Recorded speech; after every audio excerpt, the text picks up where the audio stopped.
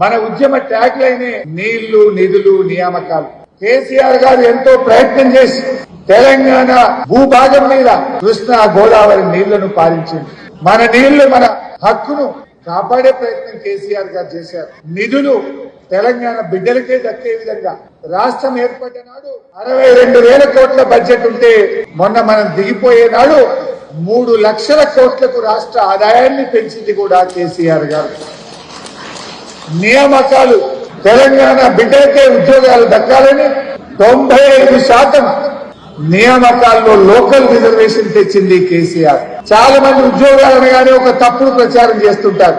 మన ఉద్యోగాలు మనకే దక్కాలి అంటే ఆనాడు 60-40 ఉండేది. 60% లోకల్స్, 40% ఎవరైనా వచ్చే అవకాశం ఉండేది. కానీ కేసీఆర్ గారు 2 ఏళ్లు పోరాడి ప్రధానమంత్రితో మాట్లాడి రాష్ట్రపతిని మెప్పించి 95% ఉద్యోగాలు తెలంగాణ బిడ్డలకు దక్కే విధంగా రాష్ట్రపతి ఉత్తర్వులను సవరించిండు కేసీఆర్.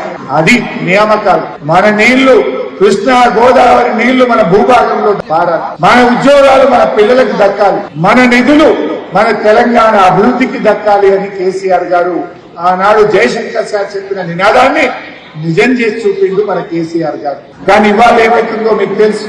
నీళ్లు ఆంధ్రాకు, నిధులు రాహుల్ గాంధీ పోతున్నాయి.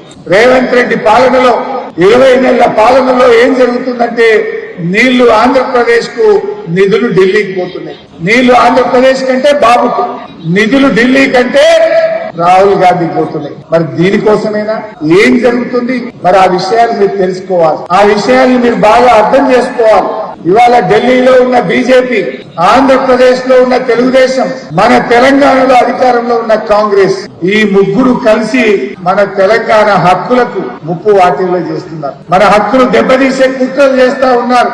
దయచేసి మీరందరూ కూడా బాగా అర్థం చేసుకొని ఆ కుట్రలను బద్దలు కొట్టాలి. అంటే బద్దలు కొట్టాలంటే ఆ కుట్రల స్వభావం ఏంటి, ఆ కుట్రల స్వరూపం ఏంటి, ఏ రకంగా కుట్రలు జరుగుతా ఉన్నాయి, దానివల్ల భవిష్యత్ తరాలకు తెలంగాణకు ఎట్లా నష్టం జరుగుతుందో మీకు అర్థం కావాల్సినటువంటి అవసరం ఉంది. మీరు తెలుసుకోవాల్సినటువంటి బాధ్యత ఈ రోజు మీ మీద ఉంది.